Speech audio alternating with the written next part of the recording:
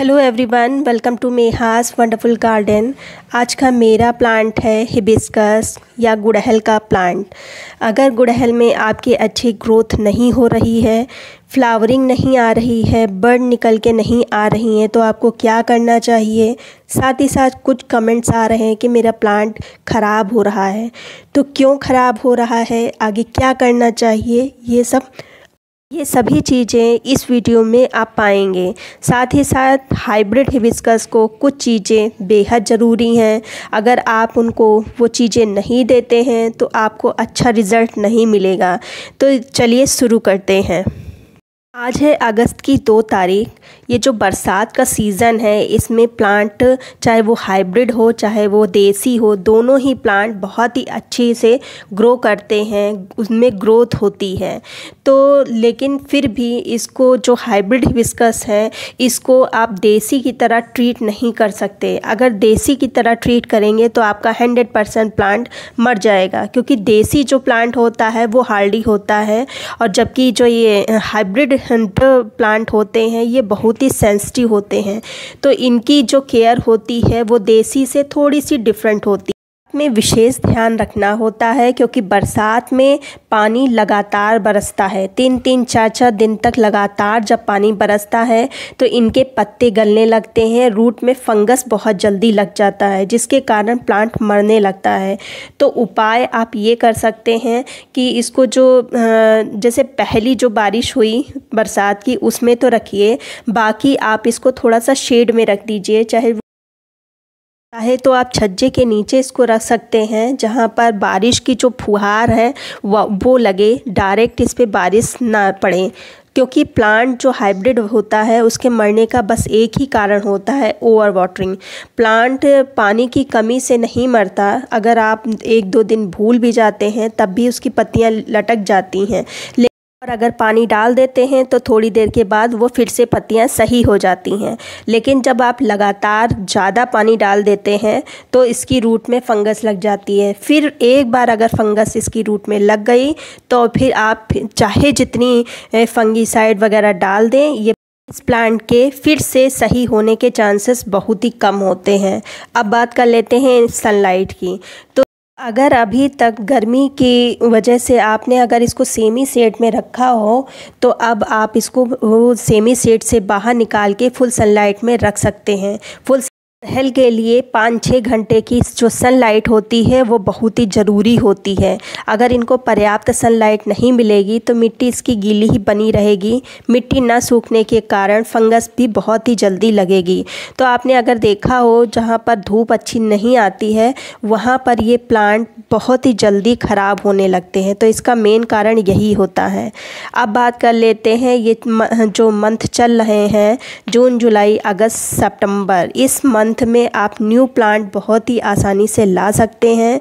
लेकिन जब आप न्यू प्लांट लाएं तो ये जो हाइब्रिड हिबिस्कस होते हैं, रूट एक बास्केट में लगी होती है। तो जब भी आप इसको रीपॉट करें तो उस बास्केट को ज़रूर कट कर दें, क्योंकि जब इसकी रूट ग्रो करेगी, बढ़ेगी, तब वो बास्केट प्रॉब्लम करेगी, जिसके कारण इसकी रूट अच्छे से ग्रो नहीं हो पाएगी और प्लांट 3-4 महीने के बाद ही आपका ख़राब होना स्टार्ट हो जाएगा।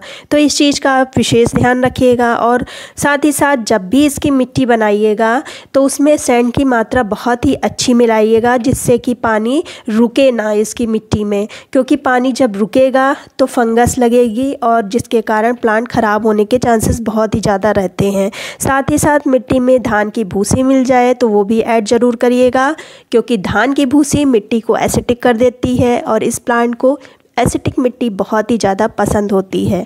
तो ये सब चीज़ें ध्यान रखिएगा। सब छोटी छोटी चीज़ें प्लांट को बहुत ही ज़्यादा इफ़ेक्ट करती हैं। अब बात कर लेते हैं इनके फर्टिलाइज़र की। तो हाइब्रिड हिबिस्कस को कुछ चीज़ें बहुत ही ज़्यादा ज़रूरी होती हैं। इनकी एब्सेंस में आपका प्लांट चलता तो रहता है, लेकिन बहुत ही अच्छे से फ्लावरिंग नहीं कर पाता। अब ये देखिए, ये मेरा प्लांट है, मैंने पिछले साल इसको कटिंग से लगाया था। इसके साथ में 2-3 कटिंग और भी लगाई थी, वो बहुत ही अच्छे से चल रही हैं, बहुत ही अच्छे से फ्लावरिंग कर रही हैं। लेकिन इस प्लांट में एक भी फ्लावर नहीं अभी तक आया है। तो इसका क्या करना है, कैसे ट्रीटमेंट करना है, देखिए ये वाला प्लांट है, इसी के साथ मैंने कटिंग लगाई थी। तो इसमें आप खुद ही देख रहे हैं एक बड तो आई है और 2-3 फ्लावर खिल चुके हैं कल। तो लेकिन इस वाले प्लांट में अभी तक एक भी फ्लावर नहीं आया है। तो सबसे पहले तो मुझे करना क्या है, इसकी जितनी भी टिप है ऊपर की वो सभी कट कर देनी है, क्योंकि फर्टिलाइज़र के बाद जो नई ग्रोथ होगी उसमें कलियां बनने के 100% चांस रहते हैं। तो सबसे पहले तो हम एक लेवल में सारी कटिंग कर देंगे से, और एक भी ब्रांच छूटनी नहीं चाहिए, क्योंकि अगर एक ब्रांच छूट गई तो वही फिर लंबी लंबी बढ़ती रहेगी और सारी ब्रांचेस छोटी ही रह जाएंगी। तो सारी ब्रांचेस हम निकाल देंगे इस तरह से, और अब हम मिट्टी पर काम करेंगे। सारी मैंने हटा दी है, अब हम मिट्टी पर काम करेंगे। तो सबसे पहले जो घास फूस लगी है उनको हटा देना है, और इस समय बरसात का मौसम है, ये घास फूस बहुत ही जल्दी पॉट में लग जाती है। तो इस घास फूस को हटाते रहिए, क्योंकि फंगस लगने का एक ये भी कारण होता है, क्योंकि धूप मिट्टी में लग नहीं पाती है, क्योंकि ये यही लगी होती हैं वीड्स ही। तो इसको हटाते रहें जिससे प्लांट आपका हेल्दी बना रहे। फिर हम लगभग आधी से कम मिट्टी हम इस पॉट से निकाल देंगे से। और कल ही मेरे यहाँ झमक के बारिश हुई है थोड़ी देर ही हुई है, लेकिन बहुत तेज़ बारिश हुई है, जिसके कारण देखिए इसकी मिट्टी हल्की सी मॉइस्ट बनी हुई है। तो हम इसकी मिट्टी हटा देंगे इस तरह। और रूट कट रही हैं, रूट अगर कटती हैं थोड़ी बहुत तो उससे कोई प्रॉब्लम नहीं है। तो प्लांट जब रूट बाउंड हो जाता है तब भी फ्लावरिंग नहीं करता है। तो हम ऐसे मिट्टी हटा देंगे से। देखिए ये मैंने मिट्टी हटा दी है और काफ़ी रूट भी कट रही हैं, तो कोई प्रॉब्लम नहीं है। और फिर जो पहली फर्टिलाइज़र मैंने डाली है, ये जो बेस फर्टिलाइज़र है गोबर की खाद। गोबर की खाद जहाँ तक मुझे एक्सपीरियंस हुआ इससे, मुझे गोबर की खाद वर्मी कंपोस्ट से बहुत ही अच्छी लगी। इससे प्लांट की ग्रोथ बहुत अच्छी होती है। तो इसको मैंने 2 मुट्ठी भर के डाला है। और जो भी आप मतलब फर्टिलाइज़र लें, कंपोस्ट लें, लेकिन वो बहुत ही अच्छे से बनी होनी चाहिए, प्रिपेयर होनी चाहिए, इस बात का ध्यान रखिएगा। फिर जो दूसरी चीज़ मैंने ली है ये है एप्सम साल्ट। एप्सम साल्ट गुलाब है, गुड़हल है, इन सब प्लांट्स के लिए बहुत ही ज़रूरी होती है। इसका कंप्लीट वीडियो मेरे चैनल पर है, आप देख सकते हैं। मोटा मोटा अगर कहा जाए तो ये प्रकाश संश्लेषण के लिए बहुत ही ज़रूरी है। और ये जो रूट्स वगैरह कट जाती हैं, प्लांट शॉक में ना जाए, उसके लिए ये एप्सम साल्ट भी बहुत ही ज़रूरी है। एप्सम साल्ट मतलब मैग्नीशियम सल्फेट। इसका आप यूज़ करिए गुलाब और गुड़हल दोनों पर, आप खुद ही रिज़ल्ट देके दोबारा यूज़ करेंगे। फिर जो तीसरी चीज़ मैंने ली है ये है पोटास। पोटास फ्लावरिंग के लिए बहुत ही इम्पॉर्टेंट है, साथ ही साथ प्लांट की इम्यूनिटी को बूस्ट करता है। तो इस चीज़ का मैंने लिया है। ये तीनों फर्टिलाइज़र तो ज़रूरी है ही है। एक जो चौथी फर्टिलाइज़र मैं डालने वाली हूँ वो हाइब्रिड गुड़हल की दृष्टि से बहुत ही इम्पॉर्टेंट है। जो चीज़ आप ये नहीं डालेंगे तो आपके प्लांट में अक्सर फूल जो है पूरा नहीं खिलेगा, कलियाँ छोटी छोटी सी ही रह जाएंगी, वो आध खिली ही रह जाएंगी।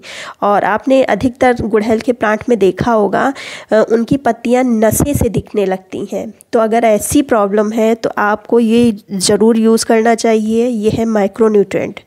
माइक्रोन्यूट्रेंट मैं लगातार अपने गुड़हल पर यूज़ करती हूँ और काफ़ी अच्छा रिज़ल्ट मिलता है। तो अगर आपने हाइब्रिड हिबिस्कस लगा रखा है तो इस चीज़ को आप ज़रूर यूज़ करें। तो 1 चम्मच मैंने भर के यूज़ किया है और ये मेरा ख़त्म हो गया था। आज ही मैंने नया पैकेट खोला है। ये देखिए मेरे पास तो ये कुछ अनमोल करके है, आपके पास कोई भी ब्रांड का हो यूज़ कर सकते हैं, बस वो माइक्रोन्यूट्रेंट होना चाहिए। फिर ऊपर से अब हम कर देंगे मिट्टी को कवर और फिर डाल देंगे भर के पानी। ये देखिए ये मैंने मिट्टी डाल दी है ऊपर और खूब अच्छे से हम मिट्टी डाल देंगे। फिर अब हम पानी डाल देंगे, और पानी मैं वही डाल रही हूँ जो बारिश हुई थी, तो वही टब में पानी भर गया था, तो उसी को मैंने लिया है इसमें डालने के लिए। और रेन वाटर प्लांट्स के लिए बहुत ही ज़्यादा ज़रूरी होता है, बहुत ही इम्पॉर्टेंट होता है रेन वाटर। तो इसको मैंने डाल दिया है और भर के डालना है जिससे ये पानी नीचे तक चला जाए से। अब इसके 10 दिन के बाद आप जो बनाना पील का फर्टिलाइज़र है वो डाल सकते हैं, लेकिन लिक्विड फर्टिलाइज़र डालते समय कुछ बातों का आप ध्यान रखिए। बारिश ना हो रही हो, कम से कम 3-4 दिन तक तो नहीं हुई हो, और मिट्टी अच्छे से सूखी हो, तभी लिक्विड फर्टिलाइज़र डालिएगा। तो ये सब जो टिप्स मैंने बताई हैं उनको फॉलो करिए, आपको भी रिज़ल्ट बहुत ही अच्छा मिलेगा। उम्मीद करती हूँ वीडियो पसंद आया होगा। अगर आया है तो एक लाइक कर दीजिए, सब्सक्राइब कर लीजिए। मिलते हैं फिर किसी वीडियो में नई जानकारी के साथ, तब तक की गुड बाय।